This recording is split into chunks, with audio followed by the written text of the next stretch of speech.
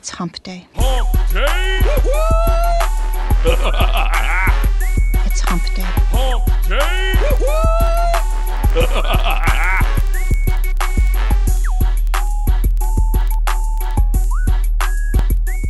Everybody, welcome to episode 61 of Hump Day Hangouts. Today is the 6th of January, so this is the first Hump Day Hangouts of 2016. So happy to have you here.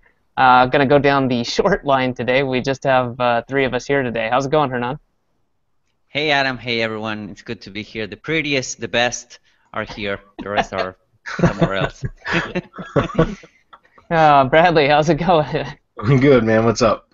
Oh, good. Not much. I'm on the West Coast still, but wrapping things up and going to be headed back to New York shortly. So really looking forward to that. How long have you been out on the West Coast slacking? Oh, you know, just in my head permanently, but not like the last 9 days. So wow, it's been nice. I came from out here, so it's nice to get back and see family and do some work and get out to and see the mountains and all that. Must be nice to make so much money that you can take off for 9 days like that. What's that like?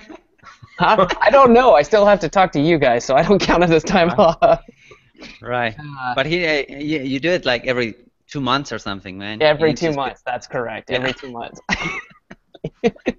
And we all talk bad about you behind your back when you do it too. Yep. So exactly. Well, if behind my back means group messages, then yes, that's. And well, let's see. We just got some quick announcements, and then we'll hop into it. For those of you who have been interested in our RYS Academy Done For You services, that's going to be available very, very soon. We've already had some people testing out the service and had good results. So we're going to be opening that up. We'll let you guys know more about that soon. And we wanted to let you know, in case you weren't aware of it already, via the emails, that Masterclass will be continuing. So if you were interested in hopping in on the Masterclass, not only is it available in the video form in the training area, but we're also going to be continuing webinars with additional training. So I don't know if you want to talk about that a little bit, Bradley. Yeah, we Masterclass starts up again today. It's going to be bi-weekly webinars with the hot seats, which is where people can volunteer to come on the webinar itself, and my partners and I will basically interview you, ask you where your business currently is, where you would like it to be, and what obstacles you're facing, and then we're going to offer advice and suggestions on how to get there, how to overcome obstacles, and get to where you want to be as quickly as possible. Because the best way to learn is to learn from people that are already doing what you want to do, and you can take as many courses as you want about stuff, but the best way is to get basically mentorship, and that's what we're going to be providing with the hot seats and it's completely voluntary. If you want to come on, that's fine. If you don't, that's fine too. You can still learn just from observing. But then the other part of it is web audits or marketing audits, whatever you want to call it. Essentially, that's going to be similar to hot seats, where you can volunteer web properties that you would like for us to analyze and kind of deconstruct and give you our opinion on what you can do to improve the effectiveness of your marketing campaigns, whether it's SEO, web pages, landing pages, email, pay-per-click campaigns, anything that you want us to take a look at. We'd be happy to do so on the webinars, and that's going to be essentially the marketing audits. And then lastly, it's going to be extended Q&A, whereas the masterclass before was more about a lesson-based format with very little Q&A at the end, because Hump Day Hangouts has been our kind of public forum, and then Mastermind is really our mastermind. It's our community where it's more of a Q&A type forum or a discussion forum. And so Masterclass was never really intended for that. However, we're going to be doing Q&A in there now for that as well, provided that the questions are specific to training that has been covered within the Masterclass. If it goes beyond the scope of Masterclass training and starts fringing into mastermind territory, we're going to have to cut the questions off at that point and just say, hey, look, this is borderline mastermind stuff, guys. If you want to get at the nitty gritty, the juicy details like that, it's not that we're going to hold anything back, but we have to keep a certain level of separation between the two. It's only fair to our mastermind members. So that's going to start again today. It'll be bi-weekly webinars, so every 2 weeks. So it'll be an hour long. Again, it's completely voluntary. We've had a lot of really good responses with that already. Got several people in queue to be interviewed, as well as some site audits. So if you're interested in that, now's a good time to get in and check it out, even if you just came in for a month to check it out and see if it's going to help you in your business. We know it will. But you can check it out, and if it's not something for you, you can always cancel. So we do recommend that you check it out. Okay. Cool. All right. Well, that's about it. Hernan, did you have anything? No, I think we're fine. We're ready for some questions. Good deal. All right. Let's get started. All right. Sweet. Well, let me grab the screen, and I'll jump right over to the questions. I know we got several, so grab the screen and make sure you guys are seeing everything all right. I'll lock this too, by the way. I'm Okay. just looking here. It looks like Daniel's got the first question today. Nice. I like Gary's GIF. Amazing. I'm sorry, guys. I have to watch this for a second. And by the way, when did GIFs start getting to be so long? Like they're getting really long They now. did some better stuff. Somebody was doing stuff with the compression or something on them, so now. Man, they're like damn near movies now, you know. Yeah. All right, Daniel's the first in queue. He says, "Happy New Year, guys." All right, I read this question earlier. I'm going to read this out, and I'll try to respond as best as I can. In an earlier episode of Hump Day Hangouts, Brad discussed his method for using a 301 redirect to a client money site so that we retain the benefit of all our link building work. You mentioned buying a domain and creating a mirror image of your client site with the same post page or page post structure, etc. Question, can we redirect an exact copy of the client content as well? Yeah, because if it's a redirect, that content's not going to be indexed. Does that make sense, Daniel? If you make a copy, if you clone a client WordPress site, install it on one of your own domains, and then you set up page-by-page redirects, then your clone page, the copy of the page, isn't going to be indexed. So it doesn't matter. It's not going to hurt anything. That's all I do. I mean, in fact, a lot of times I won't even. I mean, it's easy to just make a clone. That's why I do that. But you don't. I mean, you don't have to. You could just set up, posts and pages that are empty, for that matter, and redirect them to on a page by page. So it's a 1-to-1 ratio. For every post, there's an identical post or another post URL on your own domain that you could redirect to the clients, and it's just so that it gives you a switch. Essentially, it's what Terry Kyle calls switchbox SEO, right? Mm-hmm. And so there doesn't have to be any content on those pages at all. It could be a blank site, but it just makes it easy if you just want to make a clone of the site and install it. And I like easy. I'm a big fan of easy. Question: can we create an exact copy? Oh, that's what he said. The content as well. Yes, this would be the ideal, as creating a clone would be the easiest and fastest way of getting this done. And how would you recommend setting up the 301 with what we have available today? Well, if you're lazy, or if you're lazy, if you want it to be easy, you just use the simple 301 redirects plugin on the clone site, the site that your own domain, because that's really simple to set up, and you can do there's actually an add-on for that, like bulk 301 redirects. So you can just upload a spreadsheet with all your redirects in them, and it will automatically redirect everything for you. However, the preferred method is htaccess. If you know how to set up redirects within your htaccess file on the clone site itself, that's the best method. Okay. But yeah, simple 301 redirects is easy, and that's if you're not comfortable doing htaccess work on your own, then I recommend just using that. Okay. Mark says, "Hey guys, Happy New Year! Wishing you a very successful 2016." Thanks, Mark. I'll +1 that. When you're ranking your own lead gen videos and using your own redirect numbers, will this not eat too much into profit? No, it's pennies, Mark.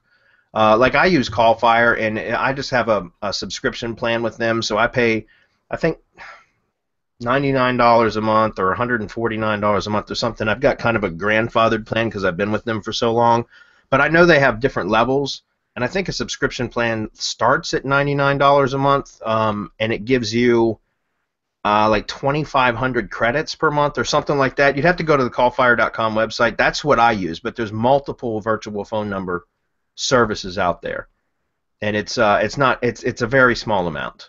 It's just you just add that into whatever your price point is. Okay, you have to pay for calls, so if you're only charging small amounts per keyword, is it worth just using their number in the description? You can, Mark, but then you lose control, right? I mean, you can if you're not putting the phone number as a call to action in the video itself, then yes, you can just put it in the description. However, your conversion rates will go down. Your conversions will go down because having the phone number in the video is a strong call to action, and that will get higher conversion rates. So you're better off using a redirect number.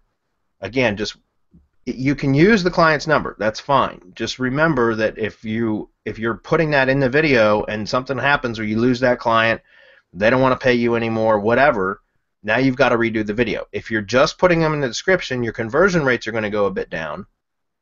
But that way, if something happened and you lost that client or whatever, then you could just swap out the number in the description, because you can edit the description. It won't hurt anything. Okay? Just to make it easier, my goal is to only generate enough revenue to join the mastermind. Well, in that case, yeah, squeeze every penny out of it you can. Yeah, okay, he says, and then pay for crowdsearch.me and then build from there. Don't have the resources yet. Mark, the easiest way to build the resources, the revenue to do that kind of stuff is to go rank some easy to rank keywords. Just do multiple sets of them, targeting suburbs for local clients, and then contacting local clients and selling them as a package deal or renting them out as a package deal for cheap. Because guys, the thing is I know a lot of people out there say that they rent videos for $500 a month, per video and that kind of stuff. That's great. If you can get that, by all means do it. But that's difficult to do, especially just starting out, because you don't have the confidence level. You're going to get rejected a lot, and you're going to spend a lot of time prospecting and trying to find a client. Whereas if you set up a bunch of easy keywords that take you little to no work to rank, that you don't have to worry about maintaining that ranking either, and you sell them as package deals for cheap, that gets revenue coming in and gets you some success, and you can build on your confidence from there. So I recommend targeting 50 keywords or 5 keywords across 10 locations, which would give you 50 videos. And if only 20% of those rank, that's 10 videos that you now have, keywords that you can go to a particular client and say, hey, listen, or a prospect, and say, listen, I got 10 videos here that are ranked number 1 or the top 3 or whatever. I'll rent all 10 of these videos to you for $200 a month. And before you guys all freak out, that's only $20 a month per video. I get that. But if you're having trouble generating revenue, why not start with something easy like that? And if all you did was upload videos to your channel, and the ones that ranked with no additional work were already available to rent out, then why not just get rid of them and get them producing revenue for you? You can always go after more competitive stuff later. Just get some revenue coming into your business. Right? Keep it simple, stupid. I don't mean you, Mark. That's just the acronym, right? Keep it simple, stupid. So got one good one too from John. He was saying you can display the phone number via annotations that way, which is another way to do it. So for a large number of videos, that may not be great, but that's just another way of getting it in there without having it kind of hard-coded into the video. Just remember, with annotations, they don't show up on mobile, so you have to use cards for that. Oh, good point, but you could set up one of each, I guess. Yeah, but, yeah, set up a card and just another thing you could do if you wanted to. Yep. Totally agree. I like to keep control, because once the videos, again, I like to put them in the actual video themselves, the call to action, but that's just me. There's a million ways to skin a cat, Mark. Okay, number 2, this question is more for Hernan and Marco. Okay, I'll let Hernan answer it then. When ranking sites and videos outside the U.S., are you using proxies that are from the location you were trying to rank when building links? Well, have in mind that Google is not as advanced in other languages, so not necessarily. I mean, I've opened YouTube channels and whatnot from US IPs and using a VPN, and they will still rank as long as the video description and the language, they have the tags set up right. But you can get away pretty much with murder, so I wouldn't bother into building links with the same IP. Of course, if you're going for local, it will help. If you're, for example, building links from a PBN, it will help to have IP links, links from IP near the from the country, for example. But most of the time you don't need that. Cool. Yep. All right. Last one is what books have helped you along your entrepreneurial journey? Cheers, lads. You guys are the shit. Best in the industry. +1 that. I already +1'd it. I'd +1 it again if I could. I can tell you some of the books that have really helped me, obviously Work the System. I think it's Sam Carpenter. I always say John Carpenter was a movie director or some shit, but Sam Carpenter, Work the System. That really, really helped me to grow my business way beyond where I was stuck for a long time. About a year and a half, I was stuck. So Work the System was absolutely critical to being able to grow an actual organization, build a real business instead of just another, a self-employed job that I had as an SEO. Another one that I just recently read, like within the last 5 weeks maybe, was called Extreme Ownership. How they were former U.S. Navy SEALs officers that were just look it up. Extreme Ownership. It's a great book. There's a lot of obviously military anecdotes in there. So if you're not interested in that at all, then it might be kind of a boring book, but it was absolutely outstanding for me as far as like leadership and building teams and that sort of thing, which is important to growing a business. So I thought that was an excellent book. There's another one that Terry Kyle actually just did a blog post on a couple days ago that I had heard about before, but I hadn't picked it up. So I picked it up because he said it was probably the best business book he's ever read, and it's called That One Thing, or the One Thing. And I just picked it up as an audiobook. By the way, guys, if you guys aren't using Audible, do it. It's $15 a month, and you get 1 credit per month to download an audiobook. And you can download it right to your phone and listen to it in the car, listen to it at the gym. If you guys don't go to the gym yet, it's a good reason to is to download Audible and then get a book a month and just go to the gym and listen to the book while you're on a treadmill or something like that, an exercise bike. It's a great way to get some of these books without having to read, because I honestly buy books all the time and I don't get a chance to read them, but I listen to the books in the car or while I'm at the gym or something like that, and it really it helps. It's like a university on wheels or a university on a treadmill, right? And you also have, I think that you also have one free book, Yeah, you get when you first sign up, right, and then you get one credit per month to download any book you want per month for $15 a month. And and that's a good goal, to go through 1 book per month. Yep. So so like I said, the one thing, which is I can't remember I just downloaded it yesterday and started listening to it today, in fact, at the gym, and I listened to an hour of it. And it's really good too, guys. We had a question from Monique, I guess, or Monica. Sorry if I'm ruined your name. Monique. Monique, a couple weeks ago, about like what is one of the things that we suggest as being our top advice to anybody trying to create a business, and I said to focus on one thing. Yep. And master that before trying to do other things, because it's, guys, I know we're in this industry, right? We all know we get hit with shiny objects and distractions all day long. I know your email inboxes are just like mine, but you need to cut all that shit out and focus on one thing until you get good at it and you master it and you're generating, getting results from it. Then you can start to focus on something else. Mm-hmm. But that's what the entire book is. That one thing is all about. Is that. And it truly is. Like, I know anybody that was in the mastermind, I was doing a case study on the first affiliate case study I did for that, which was growth.training, which I subsequently have not done anything with because my traffic source dried up. I got in trouble with Google AdWords over that. But anyways, there was a book on there by Brian Tracy called Eat That Frog, and it was all about prioritizing tasks, like a to-do list, essentially. And it was about prioritizing what needs to be done and always taking action on the most important thing that's going to have the most significance on your business or whatever it is that you're trying to accomplish first. And the one thing, the book that I'm talking about now, is essentially takes that even a step further than Eat That Frog. So I highly recommend that book as well. Mm-hmm. Yeah, the one thing is from Gary Keller and Jay Papasan. Yeah, they were interviewed by Mike Dillard as well, the self-made man, recently, and yeah, they were talking highly about that book. I had 2 books if I had to suggest. One is The Millionaire Fastlane from MJ DeMarco, which is a really, really good book. I mean, it's all about mindset and business developing and systems. And the other one, it's a great book, is the 10X Rule. Yeah. And the 10X Rule in the audiobook, it's actually recorded by Grant Cardone. so you can actually hear Grant Cardone barking at your ear. You know, it's amazing. It's amazing. So the 10x rule, it's a great book, and also the Millionaire Fast Lane. Totally agree. The 10x rule, that's on my top 10 for sure. Yep. And like Hernan said, I got the audiobook for that one too. I never actually bought the book, but I got the audiobook, and I've listened to that at least 6 times. Yeah. From front to back, beginning to end.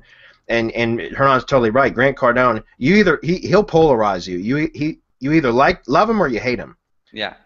He's real in your face. He'll kick your ass, like literally. He'll kick your ass and tell you stop being a pussy. Like just do it. Just do it 10 times better than everybody else. Put in 10 times more effort. You'll get 10 times the results. And if that kind of an attitude, like that kind of delivery motivates you, then you'll really get a lot out of that as well. And that's you can download the MP3 for like under $20. So, yep, highly recommend it.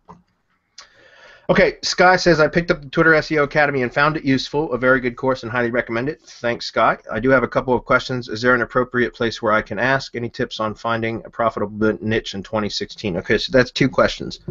Twitter SEO Academy questions. I suppose you could ask them in here. We don't have a forum for that.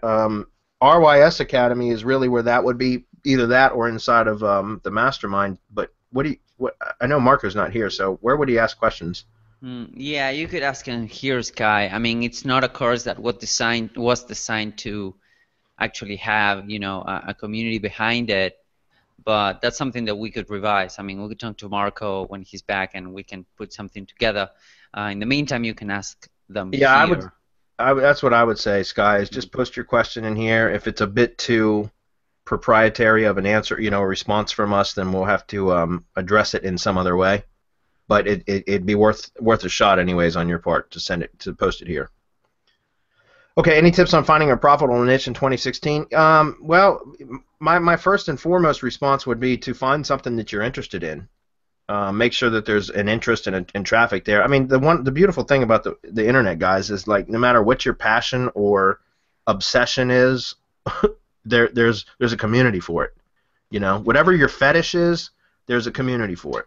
Yeah. And there's a way to monetize it. And so my point is instead of looking, I mean, look, I know there's a lot of niche marketers that all they do, their interest is in making money.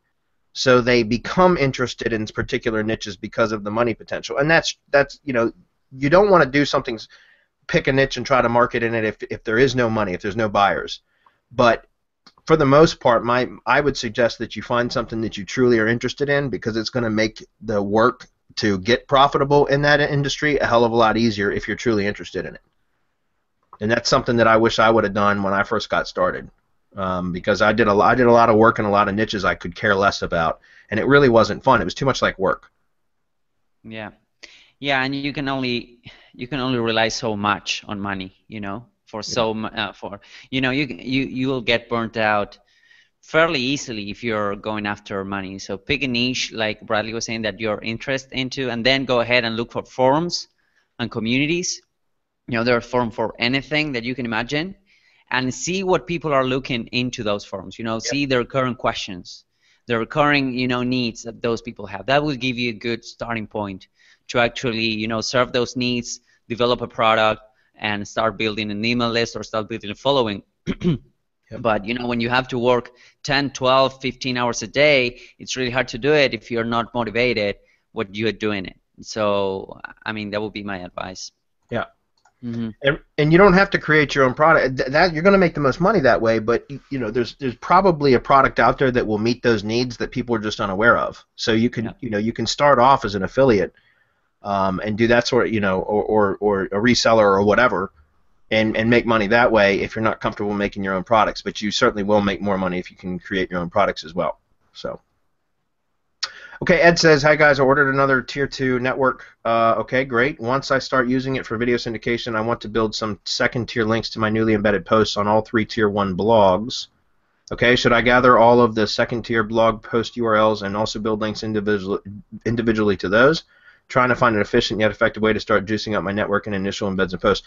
You can, Ed. We talked about this last week with for somebody else's question.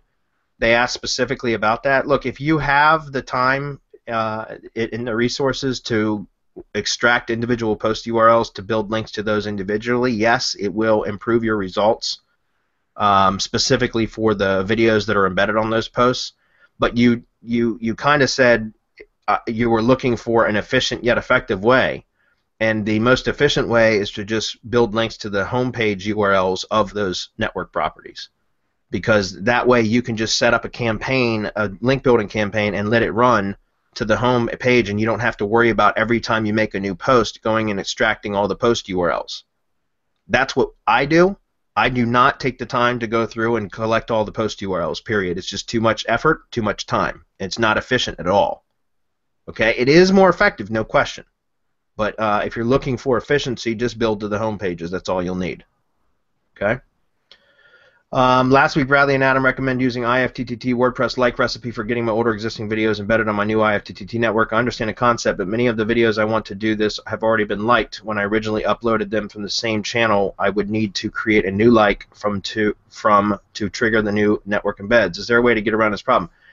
Well, Ed, I think you're misunderstanding the specific steps to make it happen. When you upload a video to your channel, let's say there's two channels, channel A and channel B. Channel A was your existing channel that you uploaded the videos to. Then you liked them once you uploaded them. That's fine.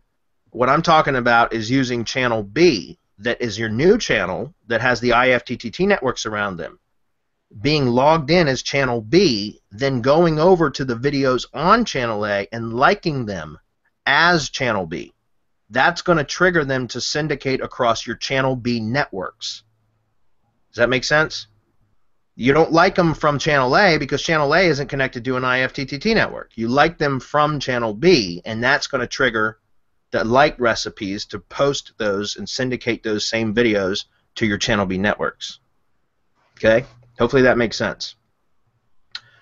Can I attach multiple YouTube channels to one video syndication network? Yes, you can. You have to have multiple IFTTT accounts, but you can. Okay? So let's say now you want to connect channel A to your channel B network as well. That's fine. You just have to set up a second IFTTT account and then connect channel A as your YouTube channel in IFTTT, and then connect the all the IFTTT properties from the channel B properties to your channel A IFTTT network. If that wasn't confusing, if you guys don't have a headache yet, I can keep going. So, yeah. But hopefully that makes sense, Ed. But yes, you can attach multiple YouTube channels to one network if you wanted. I don't recommend it. I'd recommend having separate networks for each, but you can. You just have to have a separate IFTTT network per channel that you want to connect. Yeah, that's a short answer. You just have to, since you're logging into the YouTube channel, that's why you can only do it one per account, and then you can point it wherever the heck you want to do. So it's a separate IFTTT account, not network. It's a separate IFTTT account per channel, per YouTube channel. Okay. If a website has an RSS feed on it, does it mean that it's legal to take that feed and populate or splice, mix, whatever, with the content? Because I'm doing legal niche stuff for attorneys and need to be careful. Yeah, it's legal, but I would, as long as you provide an attribution link, you know, that's all. As long as you're citing the source, which is it's critical, and that's in part, you know, that's why we say that all the time. If you don't want to scrape somebody's RSS feed and then repost their content with no attribution link. In fact, you can get in trouble for that. Copyright infringement, DMC Act violations, DMCA Act violations, you know, whatever. So make sure there's an attribution link. If there's no attribution link already coded in the RSS feed, you can code it in yourself into the IFTTT recipe. Simple to do. Thanks, guys. P.S. Finally, I get the RSS feed strategy in Advanced RSS Academy versus the related content feed strategy, and now understand the differences. Very good.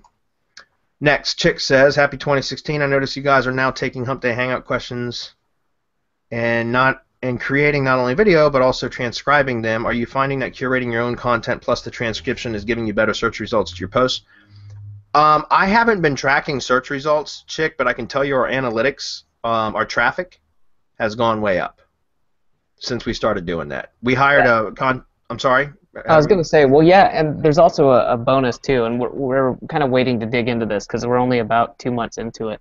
But part of it is that it gives it a more targeted, instead of, it's all, say, SEO related questions if we do a whole Hump Day Hangout, but you might have questions across all sorts of topics within that. So it kind of helps from the user perspective to then take each question and make that its own post or video, so that it's easier on the viewer to find exactly what they're looking for.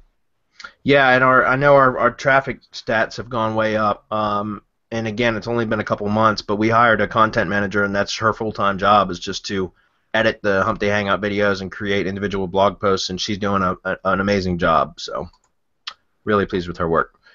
Also, do you have a plugin recommendation to help generate LSI suggestions based on focus keyword for either a page or a post? I was looking at Daniel Tan's SEO presser. Don't use that. I mean, I'm not trying to pick on Daniel Tan, but that thing is a resource hog. It always has been. I just use for LSI keywords. I just use Power Suggest Pro, guys. I mean, honestly, that's all I'll do. In fact, there's that one, and then there's Rank Spy. Rank Spy will give you some good stuff too. But there's several other free versions that can do it. That can give you some ideas. For example, Uber Suggest. There's let's see. Keyword Sheeter. Keyword Shitter. That's right. There's that one. I think Hernan just likes saying that one.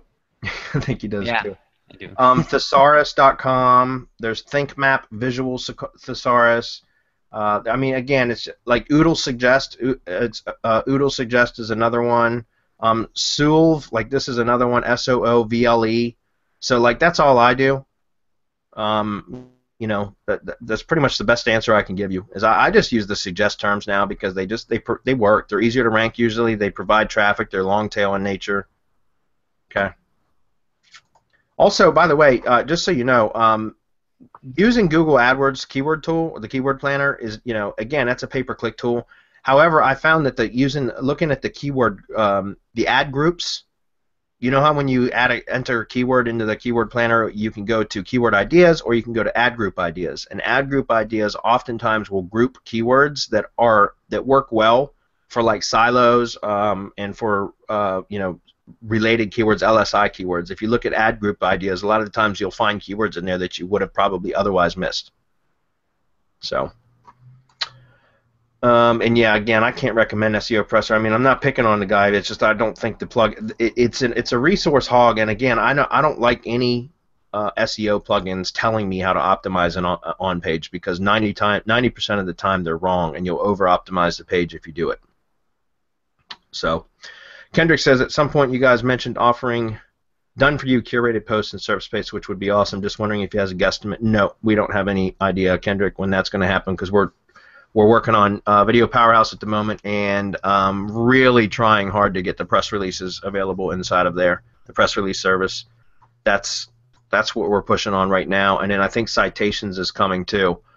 But thanks for the reminder because we did talk about that. And it depends how things go. We'll be in touch. We'll keep. It's obviously no date on that, but yeah, we'll make an announcement when we have an estimated time. Kendrick will make an announcement about it. You'll know about it. So, Earl says, does having all our persona accounts in one Google Drive account represent a footprint that Google can see and act on? This is the tinfoil hat question. Earl, I don't sweat it. I've got literally thousands of accounts in my Drive account, and I don't sweat it. I think Google's got bigger fish to fry. If you're worried about it, then spread them out across multiple accounts or keep them in Microsoft Cloud account instead, or Dropbox, or copy.com, or any number of those other cloud accounts if that's a problem. I honestly don't sweat it at all. I know a lot of people say all the time, well, is it silly to keep all your... Well, look, if you're worried about it, don't do it. I'm just telling you personally, I don't care about it. I'm not in the whole conspiracy theory that Google's watching all of us type thing. Ryan says, hey Bradley, I'm going to start setting up IFTTT properties for my PBNs, and I was wondering if it's safe for the PBNs to syndicate full posts as long as you are careful with your money site anchor text. Yeah, sure it is, Ryan. If you know what you're doing, there's no problem with that. Just be careful, and that's it. Just be careful. I'm more concerned with if it's safe for the money site to be linked to from multiple PBN IFTTT networks. Yeah, just again, be real careful with your anchor text. I would use more naked URLs or brand terms than anything. That's what I would do. So, You can use keywords. I just don't use exact match for that. I would only use very, very broad keywords if you're going to do that. Or another good way, remember, another great way is to get a keyword in close proximity to the link. So in other words, if you have a keyword and then a raw URL, you know, a naked URL as the link, but you have the keyword in a phrase or a sentence either prior to the link or immediately following the link, then you're going to pass keyword relevancy to that link just by how close in proximity the keyword is to the actual naked URL. Okay? And that absolutely works. So you can do full posts. That's fine if you know what you're doing. Just be aware of your anchor text ratios before you do it, is my point. So, all right, James says, Happy New Year, guys. I understand you sometimes have to hide your identity from Google sometimes, but what about YouTube channels? Would it be okay to have as many channels as you like in your own name and in different niches? Yeah, James, it is okay. I still prefer, though, to create a separate Google account for each YouTube channel, and so that the YouTube channel is owned by a separate Google profile, and then I just add myself as a manager. Does that make sense? And we've covered this multiple times. I'm pretty sure there's a knowledge base post in our support.semanticmastery.com about how to add a Google page, how to add yourself as a manager to Google pages, which is also YouTube channels. And that's what I do. So I create new channels under a persona account, and then I just add me, Bradley Benner, as a page manager, which also means a YouTube channel manager. That way I can still access them from my main account and you know, access them and upload videos and all that kind of stuff. But I still prefer to have them owned, air quotes, owned by another Google profile. Okay, and that's just to keep it safe, guys. What happens, I mean, God forbid I got my account shut down, Bradley Benner, I'd still have all my YouTube channels because they're owned by other accounts. It's a matter of mitigating risk, limiting risk, that's all. If you're comfortable putting all your eggs in one basket, that's fine, but just know that if Google were to, for whatever reason, the wrath of Google was to come down on James McCallum, you'd end up losing all your work. And so I'd rather be safe than sorry. Okay. Wayne says, I need clarification on setting up my own network for my company. Do I set up all my accounts branded around my name or my company name? My guess is that I could do one network branded, excuse me, around me personally and one branded just for my company, or is that overkill? Just set it up for your company name, Wayne. A branded network is nothing other than using your company logo as the profile image and then having social graphics made that you can use as your branding graphics for all of your other network, all your network properties. That's it. Use your company name as the username. So it would be yourcompany.blogspot.com, yourcompany.tumblr.com. Use your logo, company logo, as the profile image for all those properties, and then have some social graphics made with a call to action, whatever, that you can use for the graphics, so that it's a consistent theme across all of them. But that's all you got to do. I would not put two networks, one personal and one branded, around the same website. You can do it for a YouTube channel, but I wouldn't do it around a website. If you're using the networks for blog syndication, then just go with branded only. Okay? So, for example, with Twitter, would I use my personal Twitter account or a business name Twitter account? I would use a business name for branding purposes. Again, for branding purposes, you want to try to use your company brand. Okay, my personal YouTube channel, my business branded YouTube channel, again, business channel. Set it up with the brand. All right, guys, I just teach how to do it in the course with how to set it up with profiles, because a branded channels, it's the same concept. There's absolutely no difference, except that you use the brand name instead of a profile name or a persona name, and you use the company logo as a profile image. You put a company bio instead of a personal bio. That's it. It's the exact same concept. Okay, and the thing is once you start building tiered networks, or you're doing a lot of this work, especially for YouTube stuff, you're going to be building more persona-based networks than you are branded networks. And so that's why I taught it that way. George says, hey guys, do you ever use link shorteners to link from your PBNs? I was thinking you might add some diversity to reduce the footprint when using the same PBN for multiple money sites.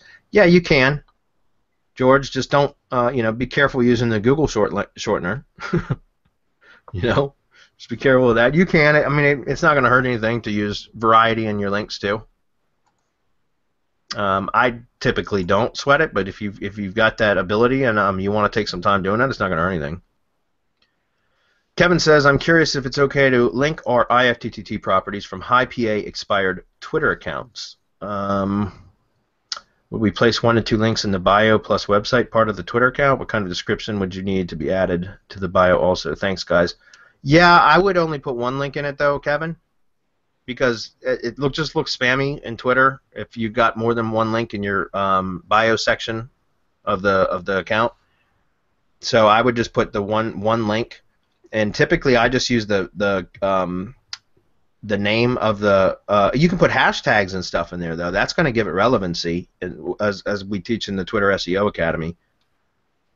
But yeah, I mean, if you've got high page authority expired Twitter accounts, if you have access to those, then yeah, use them. Why not? Remember, you know, Twitter is certainly helpful, guys, with SEO because of the whole bromance thing. So, as far as the description, again, you know, add a keyword in there or so, but use hashtags when you use the keywords. Don't stuff it. Try to make it natural, and then you can put a link to the website. Okay. Damon, happy 2016, guys. Have you seen it take longer to get your videos on page 1? It depends, Damon. It's kind of random in my experience. It's kind of random. Sometimes videos take longer than I expect them to. Sometimes they don't. It's kind of hit or miss. It's just a crapshoot, so to speak.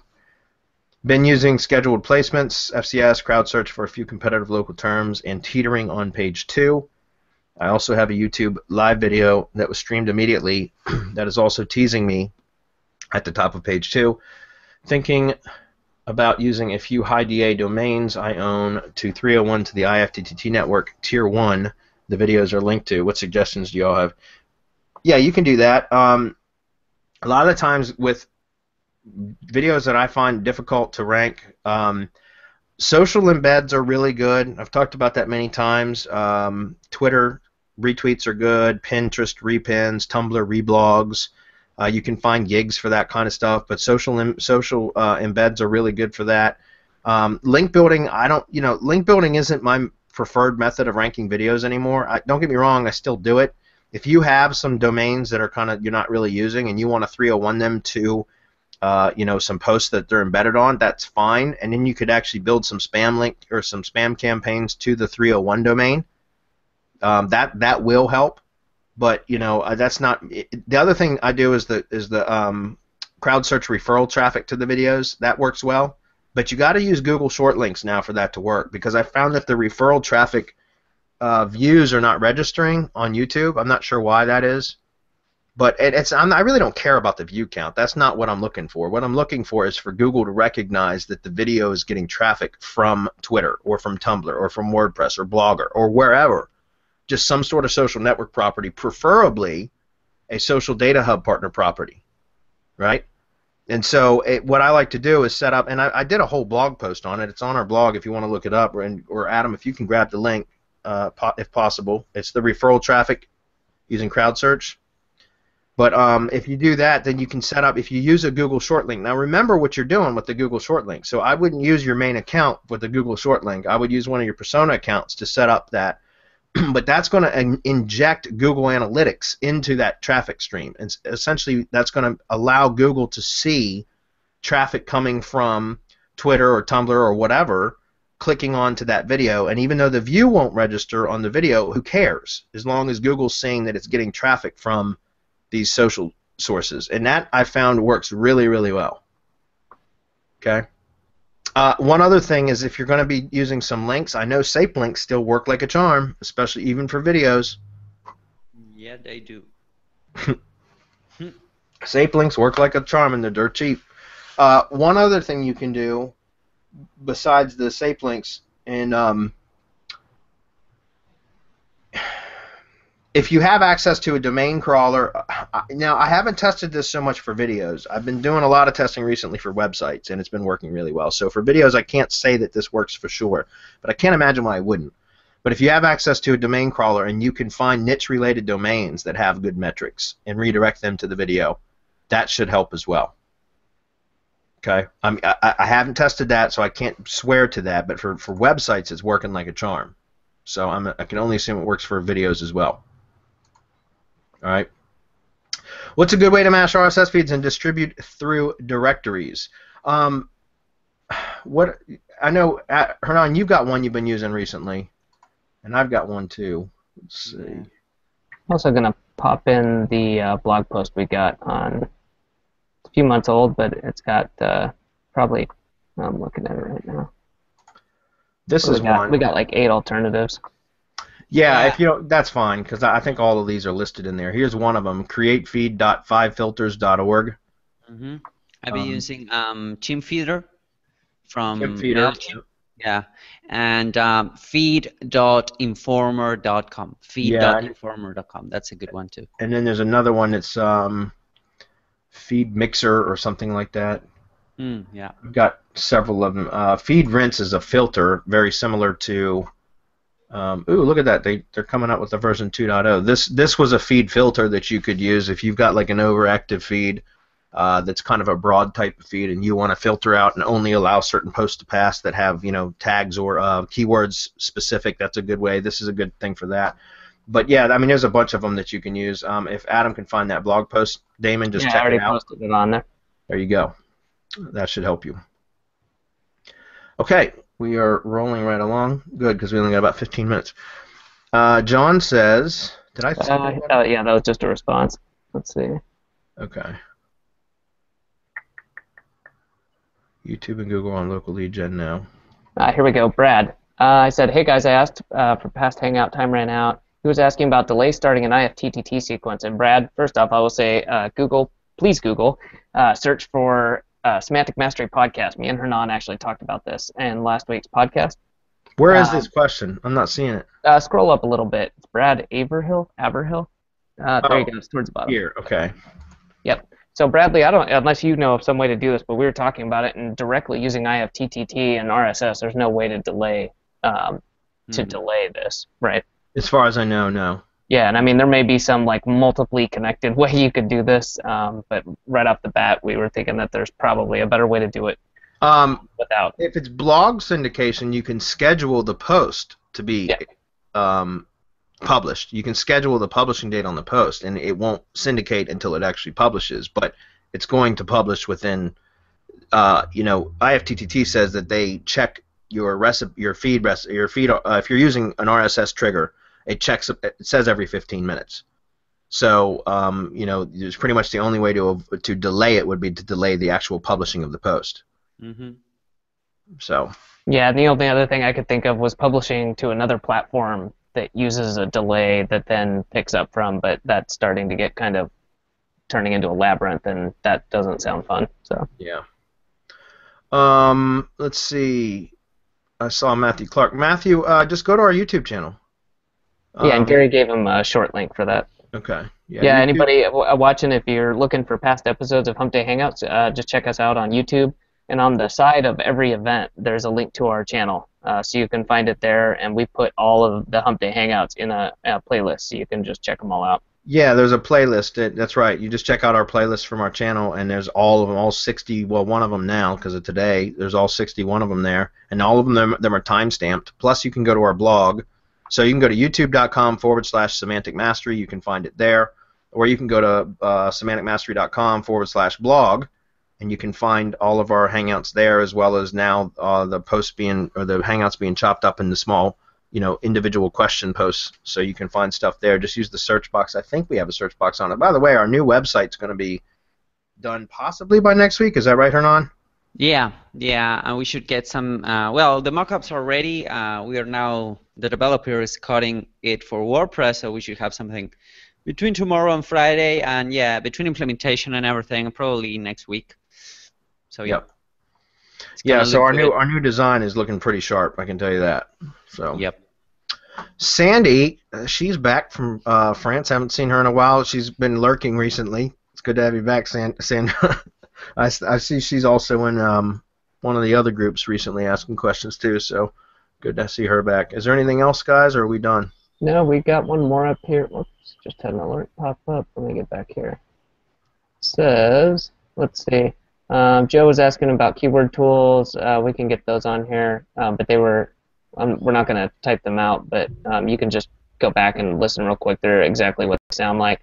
So Gary posted a question from Earl asking, do you have your curator switch proxies, or does it not matter when they are working on different clients' networks? Do you have your curators switch proxies? Is it when they're working on different clients' networks? My curators? I'm not sure what you mean. When my curators don't work on client networks, curators only post blog posts. So I'm not sure what you mean. Maybe your terminology is wrong, Earl. Our network builders, they typically will just build the networks when they use U.S. proxies because they're all based in the Philippines. But they use U.S. proxies to build the networks. Then they get delivered to the client, or if it's for my clients, they get delivered to me, and then I attach them to the client sites or do whatever else that I need. And I just log in through my own IP because I bind those I bind those networks to my IP right after I get them, which is what we suggest you do if you purchase networks from us, because they're going to be built through a US IP, and then we're going to deliver them to you, and we highly recommend that within 72 hours you log in through your own IP and it will bind to your account. It has never caused us a problem with footprint issues yet to this point. It may at some point in the future, but up until now it has not. So that's what we do, and because otherwise, if you don't log in right away and too much time lapses, and I don't know what the threshold is, but we know that you can avoid this problem if you do it within 72 hours of receiving your networks. But if you don't, then you wait too long, and then you try to log in, it's going to trigger a re-verification, and that's a pain in the ass. We do, however, provide the phone number that was used to create the accounts in the spreadsheets, so that in case it triggers a re-verification, you can, most of the time, about 90% of the time, re-verify the account without having to receive a text message or whatever, because it's just asking for the number that was used to create the account, not actually to send a verification text, if that makes sense. But sometimes even that doesn't work, and we've had people come back to us 3 months after they received their networks and say, I got locked out.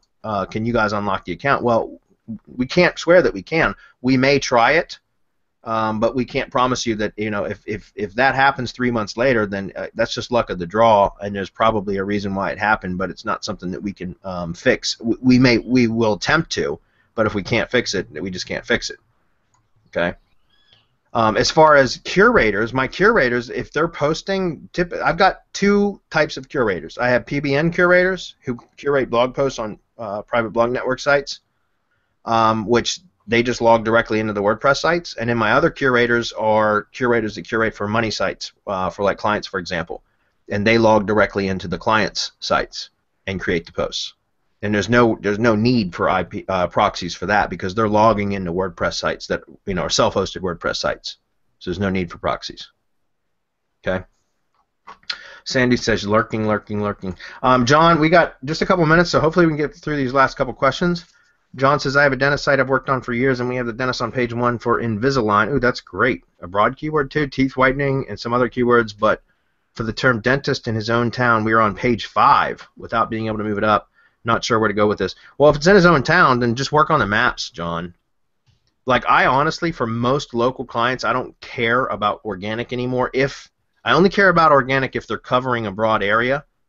I focus solely on maps for local clients where they service clients within their specific city. I try to rank maps because the conversion rates are so much higher than organic, at least in my experience I don't know about dentists. I've never, ever done a single SEO job for a dentist. But for contractors and stuff like service-based companies or businesses, the maps is where most of the calls come from. About an 80-20, like the Pareto principle applies.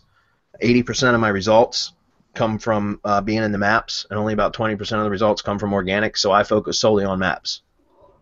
So if your organic listing is 5 pages back, I would focus on trying, and it's in the same town, I would focus on getting the maps to rank, and then go back. And John, if you're still in the mastermind, which I believe you are, wait till tomorrow during the mastermind webinar. We're having a special guest on, and I'm really, really impressed with the results I've been getting recently from this method that I've been using, and we're going to talk about that tomorrow, about finding niche-related expired domains that have awesome trust flow, that aren't spammed, they're 100% topically relevant, and getting them for the cost of renewal or registration, and then using those to very strategically build links to your money sites, and it's crushing it. So, Sky says, how is authority passed to a website via a Twitter account? Is the profile link doing this, or should you be posting links to the Twitter account? Well, you can do both, but you will siphon some authority directly from Twitter, especially if it's an account that has that's a real account. In other words, it's got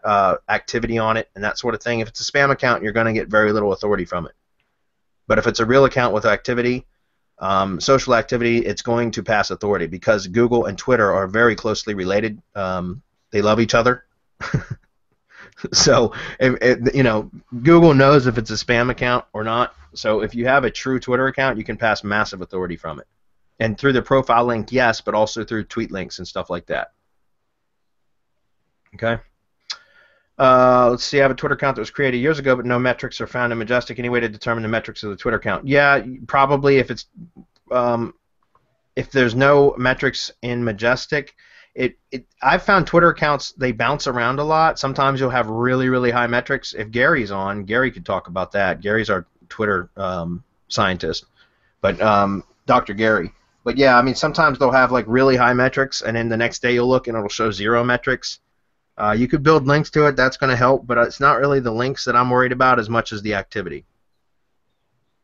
And so, that's what you're trying to siphon from Twitter, in my opinion, is the social authority, not necessarily the link metrics. Do you agree, Hernan?